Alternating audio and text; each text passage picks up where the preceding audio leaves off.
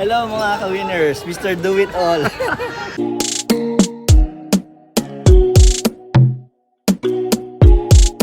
Mga ka-winners, wala, ganito talaga buhay dito, buhay coach. Kailangan flexible. Hindi ba pwedeng isa lang yung alam mong gawin. Kailangan marami kang alam gawin.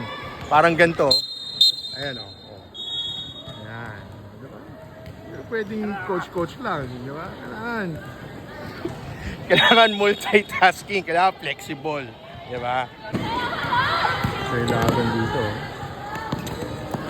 Roar versus LCM Basketball Academy, all the way from Malaysia. Ito ang best referee dito. Ayan, si Coach Budjing. Hello mga ka-winners, Mr. Do It All. Idol Junior, ano masasabi mo? Pwede na yata ito, Pabro. This is Coach Lo of LCM Basketball Academy, all the way from Malaysia.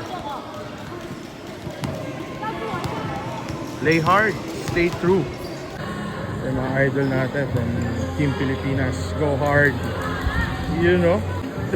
Nagreklamo sa akin si Coach Chu, you know? Nagre-reklamo si Coach Lo.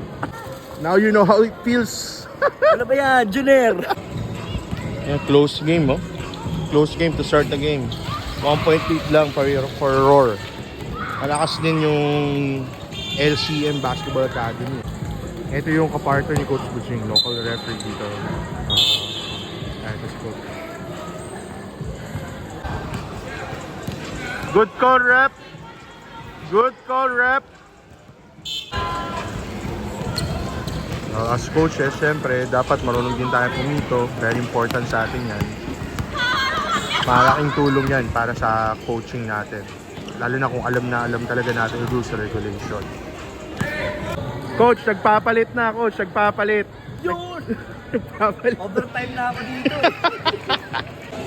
Pati basketball, may sub na. Substitution. That's Coach Ito from Indonesia. Former part of the national team. Substitution. Water break. Isipin mo kailangan kung ano no? Mag-adjust gabi.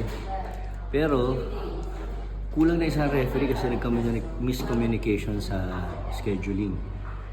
Nakiusap sa akin yung Malaysia coach at Indonesia coach kung okay ba daw tumulong. Pero sabi ko sige, ganoon naman tayo eh. Diba? So, yan ang ambassador ng basketball. So, tumulong tayo. Ngayon, pagod tayo. Water break. Minum-minum. Pwede na. Winner.